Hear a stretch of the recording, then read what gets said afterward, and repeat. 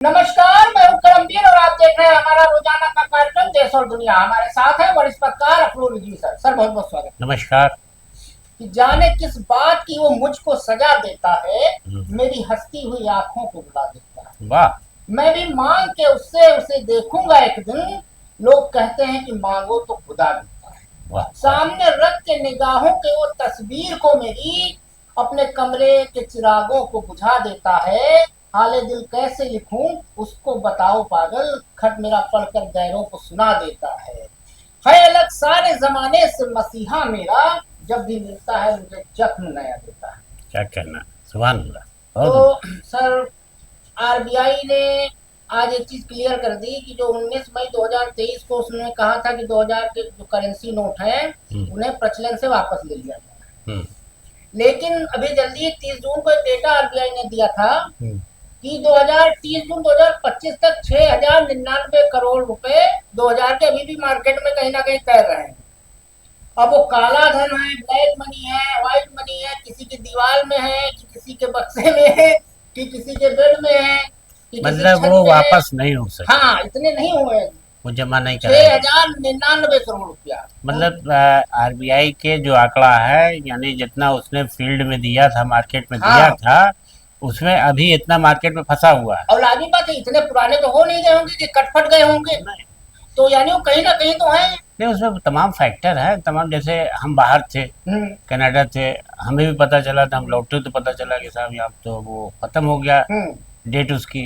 हाँ, अब मिलेगा तो अपराध माना जाएगा, माना जाएगा। तो इस तरह फैली थी। तो 2 4 6 हमारे पास भी पड़े रह गए, लेकिन वो किसी तरीके से जानने वानने वाले लोग थे, उनको दे दिला करके वो चल गया काम। वहाँ बैंक में जानने वाले थे, उन्होंने कहा कि नहीं ठीक हो जाएगा। लेकिन अब सर, जब मरता क्या ना करता वाली स्थिति आ गई, जब आरबीआई जान गया कि 6099 करोड़ तो आपसे नहीं आया है, तब उनको फिर वही कि वो फिर वही 100 जूता खाओ 100 प्याज खाओ।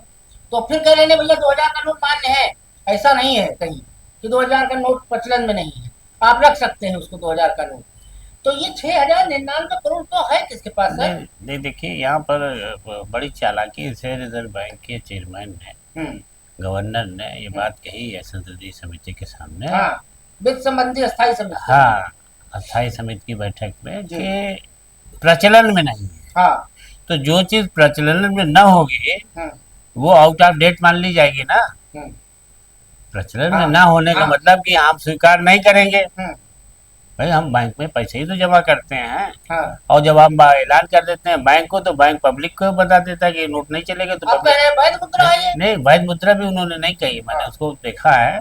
उसमें उन्होंने ये निकाला गया उससे निहितार्थ कि अगर वो उसको अवैध नहीं कह रहा है, रिजर्व बैंक उसको कह रहा है प्रचलन के बाहर है, इसका मतलब है कि वो वैध है। इसका मतलब है कि वो वैध है और बैंक में जमा कर सकते हैं और उसको जो है अपने पास रख सकते हैं। पहले लोग ये डर रहे थे कि कहीं ये जाली और नकली नोट ना हो, हमारे पास से बरामद हो, हमारे पास जुर्माना ना लग जाए, हम पकड़ ना लिए जाए, तरह तरह के ख्यालात थे। तो अभी रिजर्व बैंक गवर्नर ने ये स्थिति स्पष्ट कर दी लोगों को कि अगर उनके पास 2000 के पुराने नोट हैं जो अब चलन में नहीं है, चलन से बाहर हो गए हैं, तो वो कोई अपराध नहीं। हाँ, वो बैंक में या डाकघर में उसको जमा कर सकते हैं। अब ये भी बहुत ही खुली तौर पर बात नहीं कही गई है, वो एक अंडरस्टूड मानी जा रही है। अगर होगा तो फिर इसका मतलब है कि बैंक वो अगर लेगा तो उतना पैसा उसको मिलेगा, तो ये हुआ कि वो चलन ही में तो मानी जाएगी। आरबीआई के कार्यालय, क्षेत्रीय कार्यालय भी बोला है कि आप जमा कर सकते हैं। हाँ, कहा तो है। अब लेकिन ये कि उसमें मतलब ये कुल मिला के एक जनता के लिए अच्छी खबर है। कंफ्यूजन एक चीज दूर हो गया कि आरबीआई गवर्नर खुद ये स्वीकार कर चुके हैं कि वो चलन में तो नहीं है, लेकिन अगर आप रखे हो तो वो अवैध नहीं है। अवैध नहीं है, और इनडायरेक्टली उन्होंने इसको अपने पास वापस लेने का तरीका भी निकाल दिया कि आप उसको कहीं जमा कर दिए, अपने क्षेत्रीय कार्यालय में कहीं। लेकिन सर, जो जिसके पास काला धन होगा, अब ये भी हो सकता है उसमें कि जो काला धन होगा जिन लोगों के पास, वो भी बाहर आएगा। तो ईडी वालों तो ये विपक्षी दलों के नेताओं का हमारे छापा। अब तो बिहार चुनाव भी आने वाला है। देखिए, जब ये नोटबंदी हुई थी तब बहुत सारे फैक्टर आए थे सामने। कि मायावती को पैदल करने के लिए और मुलायम सिंह को पैदल करने के लिए, पैदल तो कोई नहीं हुआ। और पैदल कोई नहीं हुआ। हाँ, सबसे पैदल आम आदमी हो गया। आम आदमी हो गया, और जो जिन लोगों का था उन्हीं के लोग मिल करके हाँ। आधे आधे में सब वाइट हो गया अरे सब। सारे नौकर चाकरों को बांटा गया 20% कमीशन पे हाँ। कि भैया जाओ लाइन में लगो, बड़ा आदमी तो लाइन में लगता ये नहीं है। परेशान करने के लिए बंदी हुई थी, इसका कोई हमें देश में कुछ समझ में नहीं आया। हमें मोदी जी का आज तक कुछ नहीं समझ में आया। आपको एक एटीएम में नहीं समझ लंबी में आया? लंबी लाइन लगी थी, मर गए लोग, शादी ब्याह में पैसा नहीं निकाल सकते, ये नहीं कर सकते, वो नहीं कर सकते, तमाम खून के आंसू रोक रोक नहीं तो आपको मोदी जी की कौन सी योजना समझ में आया? तो खैर अभी ये चकल्लस में बात उठाएंगे। अब सर दूसरा मुद्दा बहुत दुखद मुद्दा है। पता नहीं क्या हमारे देश की हवा में, आबो हवा में क्या घुल मिल गया है कि राधिका यादव की हत्या उनके बाप ने कर दी, गोली मार। हरियाणा के गुरुग्राम की घटना है। फेमस टेनिस प्लेयर थी, 25 वर्षीय, अपना टेनिस एकेडमी भी चलाती थी और पिछले कुछ महीने से रील बनाती थी। यूट्यूब चैनल उनका है, हमने देखा है, और बहुत अच्छा गाना उन्होंने रिकॉर्ड किया है, वीडियो। अब उसमें कुछ लोग कह रहे हैं कि उनके पिता का नाम दीपक यादव है। लोग मोहल्ले वाले ताना देते थे कि लड़की के पैसे पे बाप जिंदा है, रील बनाती है वो, और पीठ पे मारी है, पीछे से गोली मारी है। पुलिस ने हालांकि गिरफ्तार कर लिया है। क्या कहेंगे सर, ऐसे बाप को तो सही में हत्या, ऐसे बाप को तो फांसी देनी चाहिए हमारे साथ। हाँ बिल्कुल, फांसी जो अपनी लड़की को मार दे। ये सबसे बड़ी चीज कि उसको अपनी इज्जत का इतना ख्याल था कि लोग ताना दे रहे हैं, और बेटी का कोई प्यार नहीं था कि उसको गोली मार के खत्म कर दिया, हमेशा निसंतान हो गया। पीछे से सामने उनके लिए खाना बना रही थी, बाप के लिए खाना बना रही थी, और पीछे से आपने गोली मारती उसको, मर गई वो। और आप उसको एकेडमी ले जाते थे लोग, जो देखिए इसके पीछे कोई और कारण है। ये खुद भी गुमराह कर रहा है पुलिस को। दीपक यादव, हाँ, कि हमको लोग ताना देते थे, लड़की अरे लड़की की रोटी क्या कर रहे हैं, हम परवरिश कर रहे हैं, अगर बेटी कमा रहे हैं तो और किसको देता ताना? तो तुम गोली मारते हो, लोगों मारते जो तुमको ताना दे रहे थे। हमको आप बताइए, आज के समाज में तमाम लड़कियां अपने घर में है, कमा रही हैं, तो क्या पूरा मोहल्ला ताना देता है कि लड़की कमाती है तो तुम्हारा घर चलता है? ऐसा कौन कहता है? कहीं नहीं कोई कहता है। भाई आप पढ़े लिखे हैं, टीचर हैं, कुछ हैं, चाहे अपने घर रहिए, ससुराल रहिए, कहीं रहिए, आप पैसा कमाते हैं तो ठीक है। तो उसमें कोई, हमें तो नहीं लगता कि ये ऐसी इतनी बड़ी बात पर बोले। हाँ, और रील बनाई थी तो उससे नाराज थे। 3 फैक्टर उसने बताया हमें नाराजगी के, कि एक तो ये था कि उसको ताना मारते थे, दूसरा उसने रील बनाई और टेनिस एकेडमी, और वो कहता था बंद करो, और दूसरा टेनिस एकेडमी। तो ये तीनों चीजों में उसको लेकर के राष्ट्रीय स्तर की खिलाड़ी थी सर, बड़ा प्रतिभावान, मतलब उसको मेडल नहीं मिला था, लेकिन वो अपनी प्रतिभा का उसने जो है प्रदर्शन किया था। लेकिन बहुत दुखद है, और ऐसे शख्स को जिंदा रहने का हक नहीं है जो औलाद को मार दे।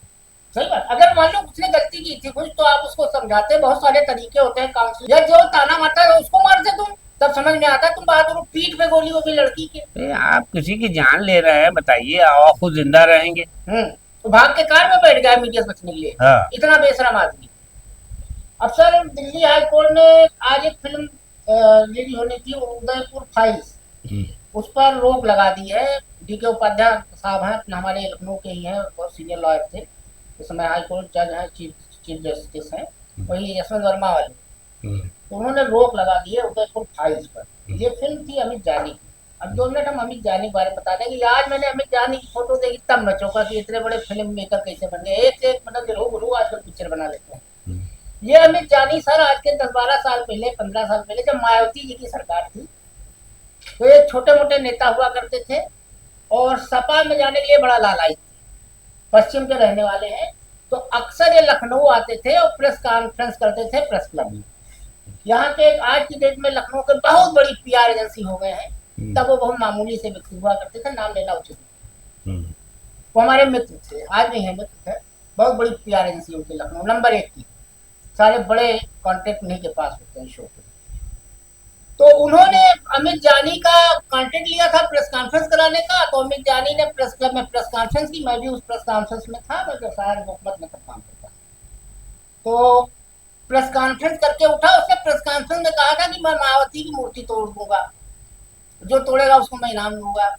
वहां पट्टा उठा, ताज होटल के आगे जो मायावती जी की मूर्तियां लगी हैं, वहां गया और सही हथौड़ा मार के तोड़ दिया। इत्तेफाक पता नहीं क्या बुद्धि सवार थी हमारे कि जब वो निकला तो हम कहे इससे पीछे चलते देखा जाता कहाँ है। तो हम थे, हमारे एक सहायक हैं अशोक सिंह जी दादा, तो वो कैमरामैन हैं, वो बहुत अच्छा फोटो खींचते हैं, तो हम और वो दोनों पीछे पीछे गए। जब ये तोड़ रहा था उस समय की फोटो सिर्फ वाहिद हमारे ही पास थी, वो पुलिस का एविडेंस थी, वो तोड़ ताड़ के भाग गया था। अब जो महोदय थे, जो पीआर एजेंसी वाले थे, उनको कुंती नगर पुलिस ने उठाया और रेल बनाया, उन्होंने नाम बताया उसका, अमित जानी का।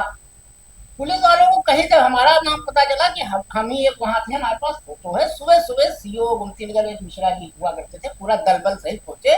हमें लगा हमने कौन सा अपराध किया, मेरे पिताजी ने मुझे छूटते ही 500 गालियां दी कि आज तक जीवन में कोई घर पर पुलिस नहीं आई थी, तुम्हारे चक्कर पुलिस भी आ गई। उनको भी नहीं पता मामला क्या, हमको खुद नहीं पता क्या मामला है। तो सीओ साहब उतरे, बड़ा हाथ जोड़ के बड़ा विनम्रता से, भाई साहब वो आपके पास फोटो है और हमको हमारे ऊपर इतना कृपा कर दीजिए, हमको फोटो दे दीजिए, वो एविडेंस है। और बड़ा सीओ साहब ने हमको सम्मान पूर्वक आगे बैठाया अपने बगल में गाड़ी में, तब हमारी जान में आई, हमारे पिताजी की जान में जान आई कि मामला कुछ और है। तो हमें इसलिए याद है कि ये अमित जानी जी शुरू से बहुत बवाली रहे हैं। अभी बीच में भी कुछ इन्होंने कांड वांड किया था पश्चिम में, क्या कहेंगे सर। और ये फिल्म जो है उदयपुर फाइल्स, ये राजस्थान में जो एक मर्डर हुआ था, क्या नाम था, कन्हैया लाल का, उससे जुड़ा हुआ है। दर्जी, दर्जी, हाँ, दर्जी का तो मुस्लिम युवक थे, उन्होंने क्या था। अब इसमें सर इस फिल्म में 2-3 चीजें हैं बहुत इंपॉर्टेंट हैं। इसमें जो नुपुर शर्मा थी, भाजपा प्रवक्ता हुआ करती थी, जिन्होंने हजरत मोहम्मद साहब के बारे में कुछ अब सब कहे थे, उनको पार्टी ने निकाल दिया था, उनका बयान भी है इसमें डाला गया है इस फिल्म में। यही सब विवादित चीजें हैं, क्या कहेंगे। देखिए ऐसा है कि फिल्म जो है वो आज ही रिलीज होनी थी। फिल्म न हो करके वो एक ऐसी घटना को जोड़ करके और उसमें संप्रदाय विशेष को, उसमें कई चीज मिक्स हाँ, किया गया है, वो करके बनाई गई है। तो इस पर जो है मुस्लिम समुदाय के लोगों को एतराज़ है। जमीयत इस्लामी जो है एक संगठन है मुसलमानों का, उसने इस पर रोक लगाने की मांग की है। उसमें लिखा है उन्होंने अपने अपील में कि जो सरकार से याचिका दायर की है, उसमें कहा है कि ये फिल्म जो है वो फिल्म न हो करके बल्कि मुसलमानों पर एक तरीके का आरोप। अभी मोदी जी गल्फ कंट्रीज में घूम के आए, फिर संबंध खराब कराएंगे। हाँ, उसमें जो है वो रसूल के शान में गुस्ताखी है और बहुत सारी हाँ, चीज़ें उन्होंने कहा कि जिससे जो है मुस्लिम समुदाय को काफ़ी नुकसान पहुंच सकता है इस फिल्म के रिलीज होने से, तो इस पर रोक लगा दी है। अब सर जब इतना विवादित आदमी उसको बनाएगा, मुझे तो आज तक पता नहीं था, आज पता चला जब उसकी फोटो में देखा। इसमें कश्मीर अमित जानी, ऐसी कई फिल्में बनी, कश्मीर फाइल्स तो बनी, अमित जानी जैसा और आदमी अभी जब वो फिल्म बनाएगा तो यही होगा, जो वो तो विवादित व्यक्ति रहा उनके ही वो है। जो किसके वो शिवाजी के बेटे के वो लेकर के पिक्चर बनी थी, छावा, छावा छावा बनी थी और क्या बनी थी, तो एक भी चली, वो कुछ देश में दंगा वो फसाद नहीं हुआ। था, जनता वो एक बहुत, दौर चल गया है। जनता बहुत होशियार है, तुम कुछ दिखाते रहो। जनता जानती है कि हमको अपने हिसाब से रहना है, ये आ जाए कल चले जाएंगे। कभी छावा बना रहे, कभी अभी तो तुम अपना नाम कश्मीर फाइल्स भी फेल हो गई, वो भी फेल हो गई, और हाल में नारे तक लगाए गए हाँ, सब हुआ। धर्म विशेष के लोगों ने। इसको ज्यादा महत्व ही नहीं देना बात तो बेकार है, कोई मतलब नहीं। इसकी फोटो देखे तो हमने कहा अरे यार ये तो आदमी है, शुरू से विवादित रहा है, तो इससे तो उम्मीद नहीं की जा सकती कोई अच्छी पिक्चर बनाएगा। अब सर एक बहुत ताजुब वाली बात है, ट्रम्प ताऊ बिल्कुल मोदी जी के नक्शे कदम पे चल रहे हैं। जैसे हिंदुस्तान के सारे इंस्टीट्यूट का सत्यानाश हमारे महागुरु ने किया है, महामानव ने। अब क्या किया ट्रम्प ताऊ ने कि नासा का फंड रोक लिया। नासा दुनिया की सबसे बड़ी अंतरिक्ष पे काम करने वाली कंपनी, एजेंसी सरकारी। तो अमेरिका स्पेस एजेंसी नासा इन दिनों एक बड़े बदलाव के दौर से गुजरी। खबर है कि नासा अपने करीब 2145 कर्मचारियों को बाहर का रास्ता दिखाने की तैयारी कर रही है, क्योंकि ट्रम्प ताऊ ने वहां का फंड रोक दिया है। अब उसमें क्या क्या ऑप्शन दे रही है, या तो भैया 3 विकल्प दे रही है, जल्दी रिटायरमेंट ले लो, बाय आउट ले लो, या स्थगित कर लो, या इस्तीफा दे दो। क्या कहेंगे सर। अब देखिए यही हाल हमारे देश में है। ये जो ट्रम्प कर रहे हैं इस पर, सिवाय लोगों जैसे हम अपने इंडिया में देख रहे हैं, कोई न कोई मुद्दा उछलता ही चलता रहता है, और जनता जो है न भीखमरी की बात करती है, न रोजगारी की बात करती, बेरोजगारी की, ना कुछ किसी चीज़ की महंगाई की बात करती, कुछ भी बात नहीं करती। बस वो उलझ जाती है, कभी वोट बैंक उसको लेके हिसाब वो पुनरीक्षण हो रहा है, कभी एनआरसी आ रही, कभी अब वो अमेरिका में यही उन्होंने शुरू कर दिया। अब वो जो नासा का उन्होंने बजट रोका है, तो जाहिर है कि जब बजट रुकेगा तो तनख्वाह कहाँ से मिलेगी लोगों को। अब वो ये हालांकि अभी वहाँ का अमेरिकन कांग्रेस से बजट वो नहीं पास हुआ अभी इनका, ये जो बजट इन्होंने रोका है, इनके प्रस्ताव को कांग्रेस ने पास नहीं किया है। अगर नहीं पास करेगी कांग्रेस वहाँ की तो चलेगा और कर देता है तो ये संकट उस पर आएगा कर्मचारी। लेकिन सर हमें एक चीज यहाँ लग रही, जैसे हमारे भारत में बहुत सारी सरकारी संस्थाओं का सत्यानाश करके अडानी को दिया गया, चाहे वो एयरपोर्ट हो, चाहे रेलवे स्टेशन हो, चाहे बहुत सारी चीजें हो। हमें लग रहा है कि यही सेम चीज पैतरा ट्रम्प अपना रहे हैं, क्योंकि नासा के पैरेलल वहाँ एक प्राइवेट एजेंसी खुल चुकी है ऑलरेडी एलन मस्क की, जो ये अपने यहाँ लखनऊ वाले शुभ्रांशु शुक्ला गए हैं, हमारे देश वाले बड़ा गर्व कर रहे हैं कि अंतरिक्ष में गए हैं, वो उसमें खेल है सर, वो प्राइवेट एजेंसी के थ्रू गए हैं, नासा का उसमें कोई योगदान नहीं है, प्राइवेट एजेंसी थ्रू गए और इसीलिए वो प्रचार कर रहे हैं वहां से कि आप भी आ सकते हैं, कोई भी आ सकता है अंतरिक्ष में, पैसा दो तमाशा देखो।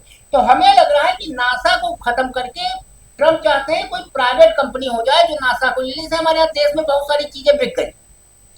क्या कहेंगे इस पे? देखिए अमेरिकन पॉलिसी क्या है, जब से वो आए हमें तो यही लग रहा है उन्होंने वहाँ की यूनिवर्सिटी का फंड रोका था। हाँ। तो यूनिवर्सिटी वाले भिड़ गए।